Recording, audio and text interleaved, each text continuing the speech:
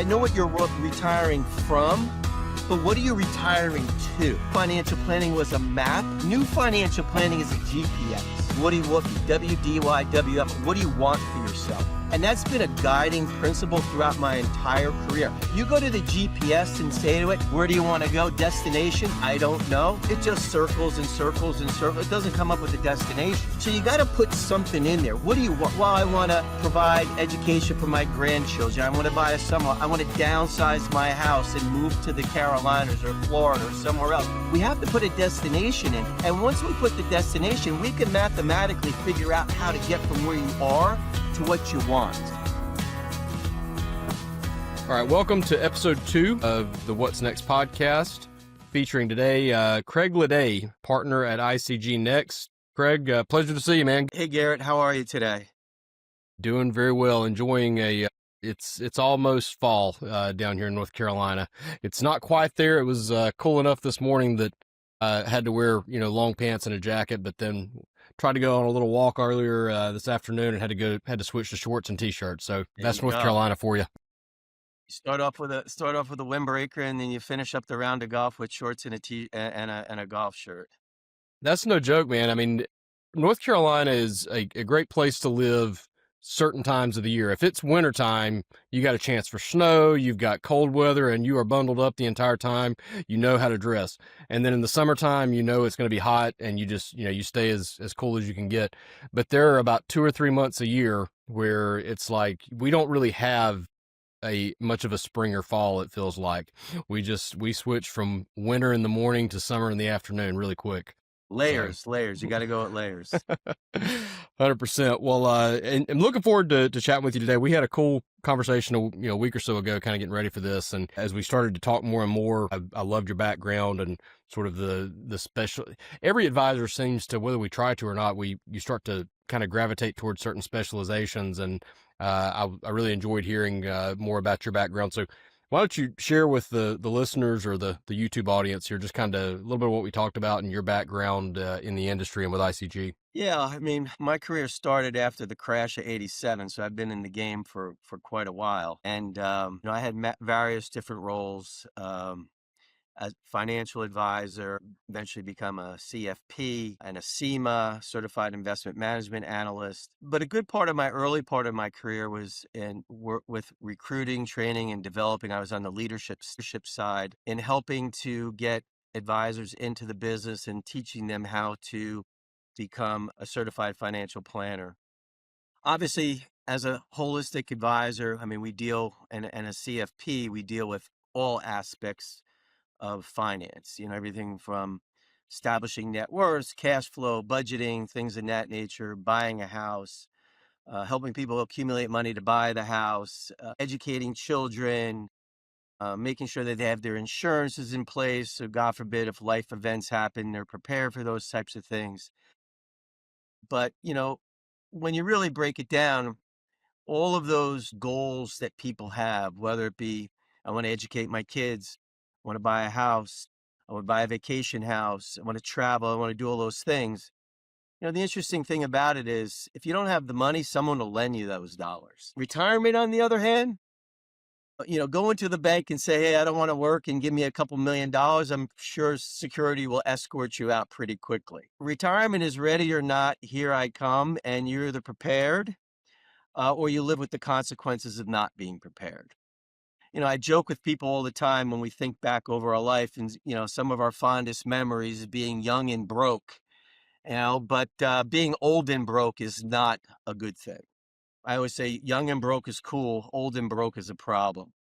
And so when I really break it down and I look back over not only my helping advisors develop the skill sets to be successful CFPs and fiduciaries, realistically, the biggest challenge that I believe that advisors have is to help people prepare for the biggest hurdle that they have to overcome, which is preparing effectively for retirement. What makes it more challenging, and so when I started early on in my career, retirement was, people work till they're 65, and unfortunately, most people, the average individual passed away between 75 and 80. Today with longevity, that's a challenge. Now, when we start talking about retirement, what we see is people want to retire sooner.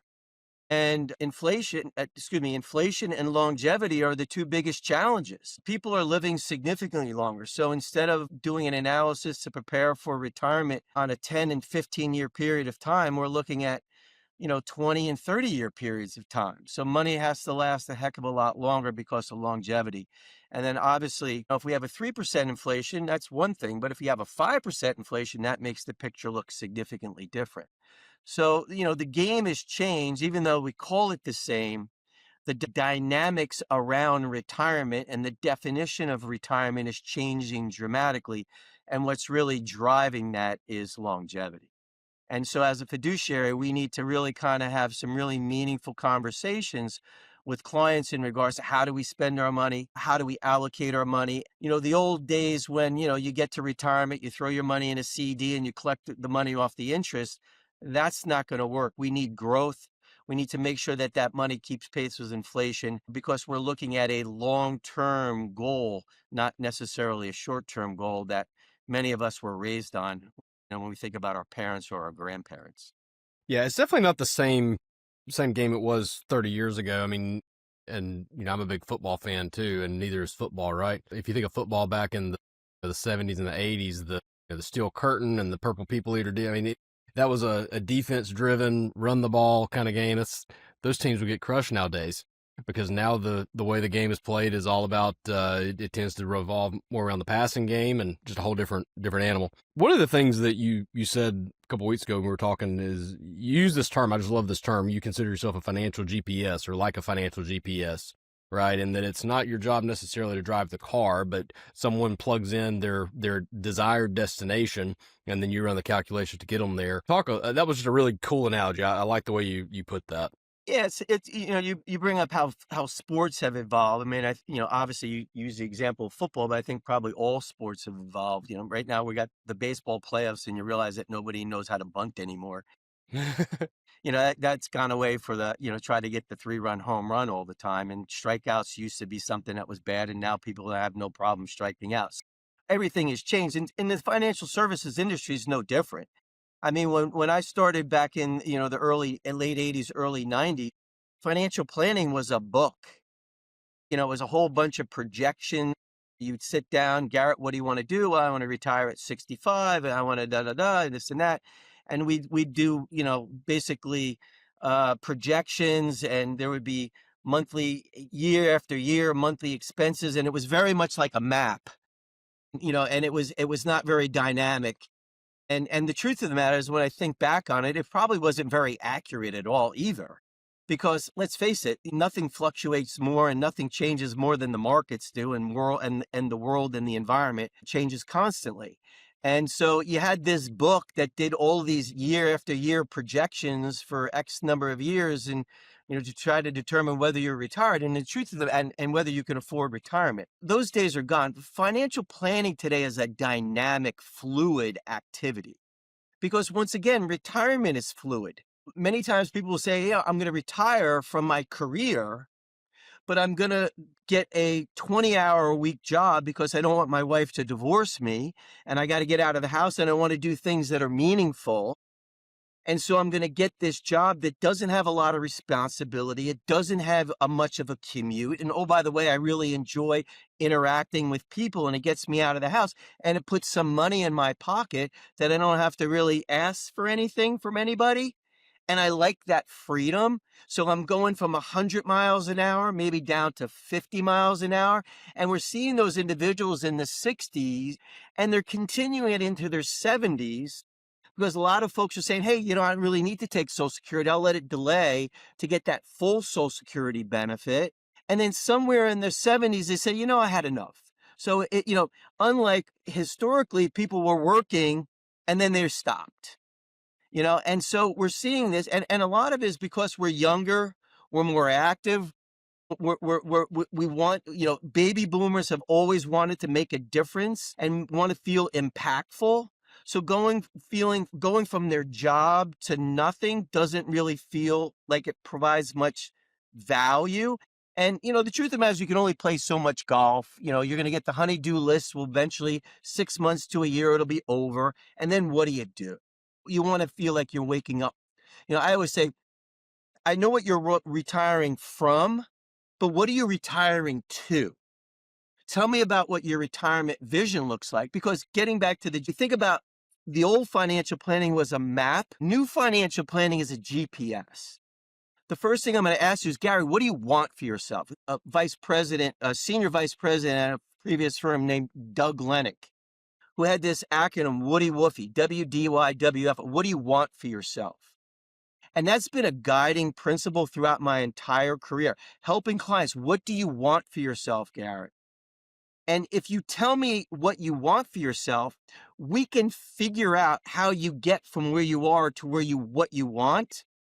But guess what? We know life is going to happen, and there's always going to be a roadblock or it's a traffic jam. You go to the GPS and say to it, where do you want to go? Destination? I don't know. It just circles and circles and circles. It doesn't come up with a destination. So you got to put something in there. What do you want? Well, I want to provide education for my grandchildren. I want to buy a summer. I want to downsize my house and move to the Carolinas or Florida or somewhere else. We have to put a destination in. And once we put the destination, we can mathematically figure out how to get from where you are to what you want. But you know what really is going to happen? Once we start implementing, stuff's going to happen. Life's going to happen. Administration's going to change. Tax laws are going to change. The wind's going to be blowing at our back and moving us forward, but sometimes the wind will be blowing in our face and pushing us in the wrong direction. And guess what? So what are we going to have? When we hit that detour, we don't give up on the goal. We just have to recalculate. We got to figure out how to get around it. And so when we think about working with clients, it's really about helping them identify, what do you want for yourself? And I'll say to them, don't tell me what you're willing to settle for. Tell me what you want. Let's start with what would make your retirement valuable and enjoyable and meaningful. Let's make it big and grand. And let's see if we can get there. And if we can't get there on a straight line, well, then we can start figuring out what little modifications we need to make in order to make that a reality. Because even when we think about retirement, your financial planning is start identifying retirement in different phases. So for individuals in their 50s and in their 60s, we call it the go-go phase. We're going to go here, we're going to go there, we're going to travel, we're going to go to Europe, we're going to do all those things that require energy and time and health. And when we have it and we've got the money, let's go do it. And then somewhere in the early 70s to mid 70s, you start getting into the slow go years. Maybe I'm not traveling overseas and 8, 9, and 10-hour air travel. Maybe I'm going to do more domestic traveling, where it's a 2 or a 3 or a 4 hour, but I'm out and about, but it's becoming slower. It's becoming less. And then when you get into those mid 80s into 90s, it's the no-go years. You're not typically traveling. People are coming to see you. And so you don't spend the same amount of money in the go-go years as you do in the no-go years. And you got different risks. In the go-go years, it's travel, recreation, entertainment, keep utilizing that energy and that time to make your retirement experience meaningful. And as we get older and older, we have to then shift our monies and our times to making sure that we're comfortable, making sure that we have care in place, making sure that we know how we're going to pay for elder care. Are we going to insure it? Are we going to leverage it? Or are we going to pay it 100% for ourselves? Because as we get older, we become more dependent on other people, and that other people typically have a price tag associated with it. The question is, how do you want to pay for that additional assistance? And so we have these types of conversations on a regular basis with our clients because things are constantly changing. And we start looking at retirement in phases, and we start looking at retirement income in essential and non-essential, because not every dollar is that critical. So when we have essential expenses like food, clothing, and shelter, we want to make sure that we have durable income that can come in on a regular basis. Well, what's durable income? Social Security, pensions, annuity, income from an annuitization of an annuity. Things that, regardless of whether the market goes up or the market goes down, we know that there's enough income to cover the essential expenses. The non-essential expense, or sometimes we'll call it lifestyle expenses, that will come from more variable types of portfolios, like your non-qualified portfolio, your required minimum distribution from your IRA, or okay, those types of things. So it's really about looking at all the different pieces and developing a plan and a distribution mechanism so that not only can we cover the essential with durable income, we've got additional monies to cover the lifestyle expenses so that you can do the things that you want. Realizing that those monies are going to change and the needs are going to change as we get older, from active lifestyle to less active lifestyle, and one that's going to need support from outside influences. But the GPS is really going to help us navigate when we hit those roadblocks, when we hit the uncertainty life expected. I thought we were going to have, 30 years, 20 years together, and all of a sudden a spouse passes away. Now you're dealing with grieving over that, but also in a very short period of time, you went from filing joint to filing single, and you have to start taking required minimum distribution. And now you're paying a higher percentage in taxes because you're in a different stance. Maybe we should have had a discussion early on and maybe doing a Roth conversion and filling that 22% tax bucket or the 24% bucket.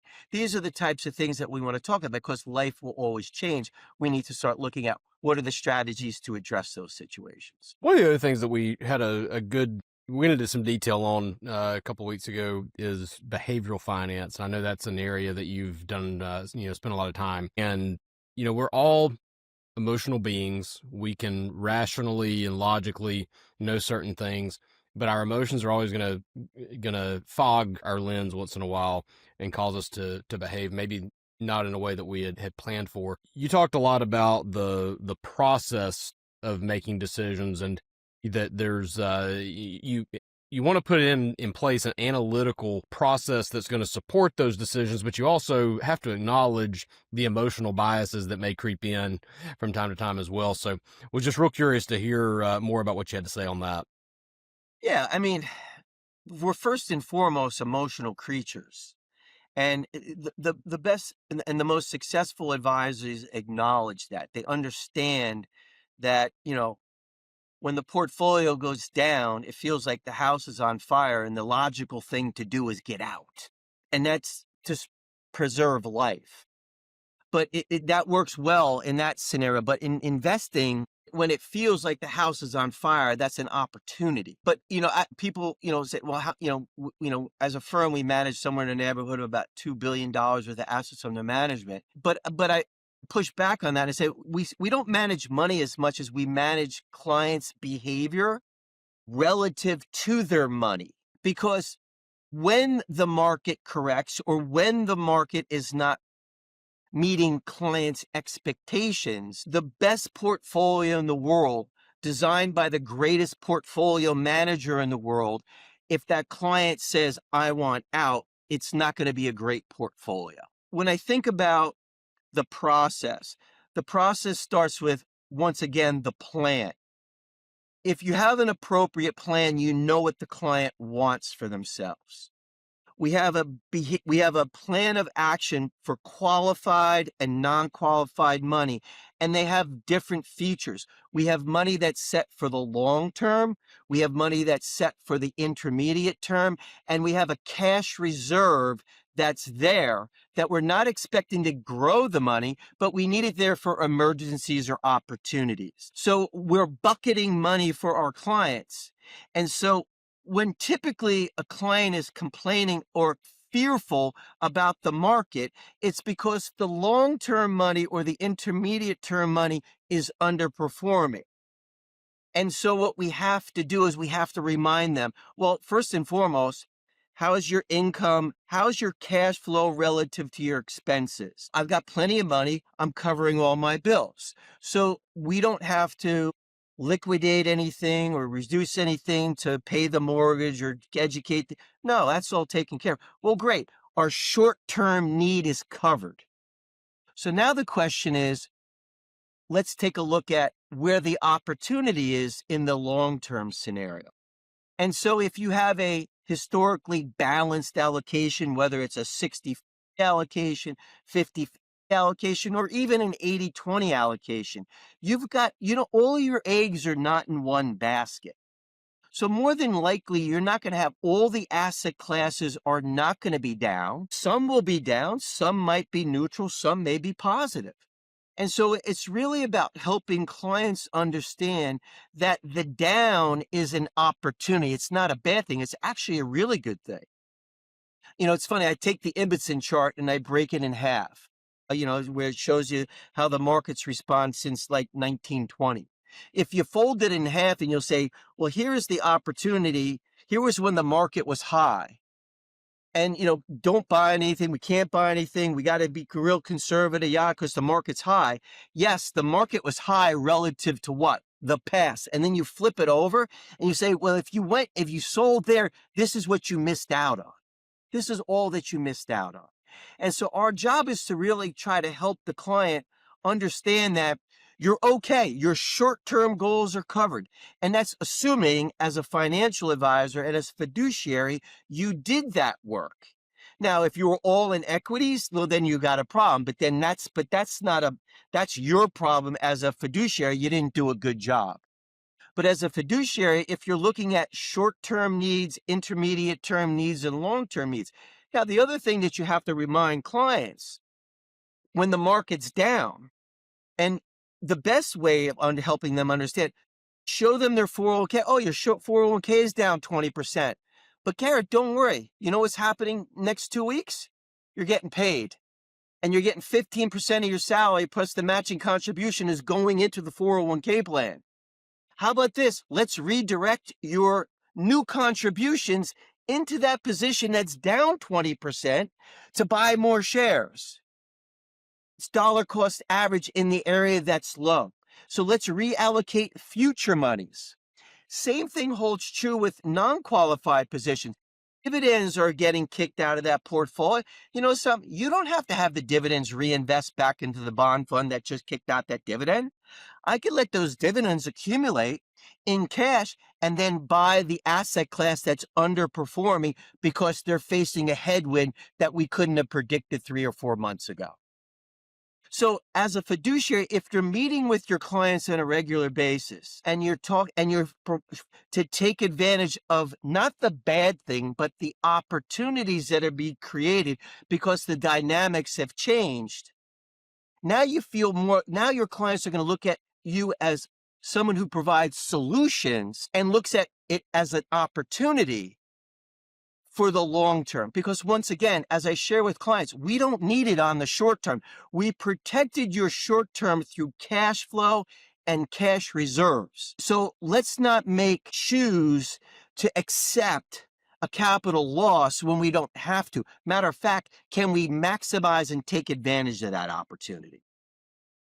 That's through the education. How do you do that? You meet with your clients on a regular basis and help them understand of where the opportunities are. Because everyone can recite buy low and sell high. Everyone can recite it. Very, very few people actually have the guts to do it. And what typically happens by having that analytical and holistic conversation based on their goals and their specific money, what we typically see is emotions come down. And when emotions come down, it creates space within the brain that logic can go up. And then if we can have that logical conversation and then finish that meeting saying, well, let's make these modifications and let's check in a month or two to see how it's going. And oh, by the way, if something goes off the rail, feel free to call me and so we could discuss it more. That's the best way to manage emotions, because here's the one thing I will tell you.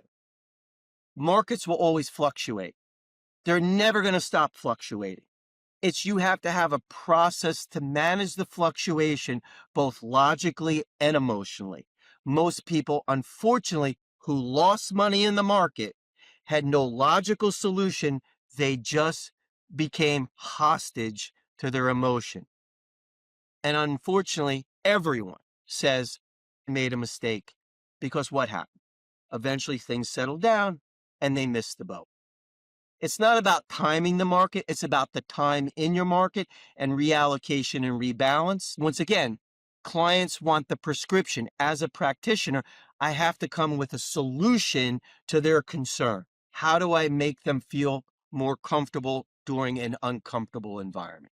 First and foremost, acknowledge that it's uncomfortable for them as well as for yourself. I don't like what's going on either. So your emotions are accurate. So don't say you shouldn't feel that way. You should feel that way when you see a large decline in your statement. I feel that way when I see it in my statement. But the question then is, I don't like it. The emotion is, but now the question is acknowledge the emotion. Now, how do we logically put ourselves in a better position to win? Yeah, it's there's always the simple view of, okay, preparing for the good or the bad, but really financial planning nowadays has become, I mean, and it probably always has been to some extent, but it's such a dynamic process that you have to plan for the good, the bad, and the unpredictable to some extent, right? And I was just thinking there as you were talking, you know, back to the GPS thing, maybe to close us up, but there are times that things go according to plan in your, you get on the interstate and it's smooth sailing, no problems. There's other times where you get behind a couple of 18 wheelers or some bad, things slow your progress down. And then once in a while you hit an unimaginable traffic jam that you just didn't see happening, or an entire interstate is closed for some stretch and things like that happen. But one of the things that I've learned is that if I'm running low on gas and I'm trying to get somewhere in a hurry, that's a traffic jam's a great time to go ahead and get off and get some gas. I was going to have to make that stop one way or the other, but now it's only costing me 40 feet of my travel as Right. opposed to costing me 10 miles over the same time. So, sometimes it's not that we can control every single aspect of your financial life and hope that nothing bad's ever going to happen. But just like you said, I mean, there are some creative ways to handle the curveballs that get thrown at you, and you can turn a lot of those negatives into positives if you're, first of all, you're not acting on emotions, and second of all, making educated analytical decisions based on what you and your planner are able to put to work. So just I agree with that sentiment completely, and I like it's sort of a three-dimensional lens instead of two-dimensional, right? There's good and bad, but there's a whole lot of stuff, and that's really, if we get down to it, that's really what you're getting paid for, is to be prepared for the unpredictable, or to, I don't guess you could be prepared for the unpredictable, but be ready to react in unpredictable times in the correct analytical way. Yeah, listen, I mean, I think advisors make big mistakes. I hear many advisors say, if the market should go down. It's not if the market should go down, it's when the market's going to go down. The And then, market goes down hundreds and hundreds of right. times per day, Yeah. right? I mean, in 30 some odd years I've been doing this, there's not been one financial plan that has not had roadblocks, obstacles, detours, significant that's normal. See, people think that life is supposed to be a smooth. It's not. It's a bumpy ride. See, that's why people who try to do it themselves can't do it themselves, because they're going to get exhausted, because it is a bumpier ride than you think it is. I will share with you one of the biggest challenges that I have with clients is a newly retired individual. They're working all day. They're working 40 hours, 50, 60 hours. They get home. Now they're sitting and watching CNBC and they're like, oh my God, what's going on? And they're calling me left and right. And I'm like, Garrett, it's been doing this for 40 years. You just now have the time to pay attention to it. Yeah. Nothing's changed. The ride is, I mean, as a financial practitioner, you have to set the expectation that what is normal is a bumpy ride. Unexpected things are going to happen. That's why we're here. When those things happen, we are going to be upset about it. We're going to be disappointed. That's normal. But what we want to do is make whatever that lemon, we want to try to turn it into lemonade by logic, by utilizing the technologies, utilizing the tools that are out there to make sure that you get from point A to point B. The other thing that we also have to keep in mind is that even if things are going well, clients change their goals. I thought I wanted this, but now I don't want this. I'm going to do this. Or, oh, I thought we were going to be married for 30 years and now I'm getting divorced and now I'm single. Or I'm a widow. Life happens. And so, trying to carry that load by yourself and having a dialogue with yourself is really challenging. But when we can bounce off ideas, or I can share what other people have experienced, because here's the other thing. Everybody thinks the problems that they had are just unique to them. You know, if you're going through a divorce, guess what? That's your first divorce and maybe your only divorce. But guess what? I can share with you 10 other people who went through a similar situation, how the ideas and things that they did to make it less painful, and that they can get out on the other side of it in a better position to continue their life. Because, oh, by the way, you have to continue your life. Yeah. I look at financial planning when I look at financial planning, it's like when life events happen, it's like having to change a flat tire while you're still driving 65 miles an hour. You can't just call timeout like you can in a football game. You've got to, life keeps moving. And so you've got to have those resources in place, the relationships you have in place with knowledgeable fiduciaries who understand the dynamics, both the logical, intellectual, mathematical, analytical side, but also the human emotional side. Because ultimately, whatever it is that you decide, you got to be able to sleep at night, and you got to feel good about your decisions. Does it mean they might be, might not, still might be the wrong decisions, and time will tell. Mark, we've rebalanced portfolios thinking that this is a really good allocation, and 3 months later, we found out it probably wasn't the best idea because things changed again. But guess what? We rebalance again. The game's not over. That's the GPS. We have to keep moving. We can't call timeout and say, well, we're just going to stop.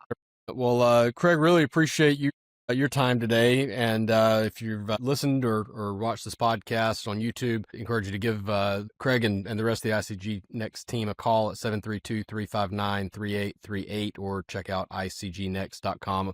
All of this information should be on the screen as well, and also in the episode description below. So give them a call, and appreciate your time again, Craig. It was a real pleasure. I'll have to do it again, hopefully sometime real soon. Great. Garrett, thank you very much for the time. I really appreciate it. You bet. Thanks, Craig. Thanks for joining us on the What's Next podcast. If you would like to speak with someone with the ICGNext team, you may reach them at ICGNext.com or give them a call at 732-359-3838. If you enjoyed the show today, please consider subscribing on your favorite podcast provider or the Wealth Partners YouTube channel, and we look forward to seeing you next time.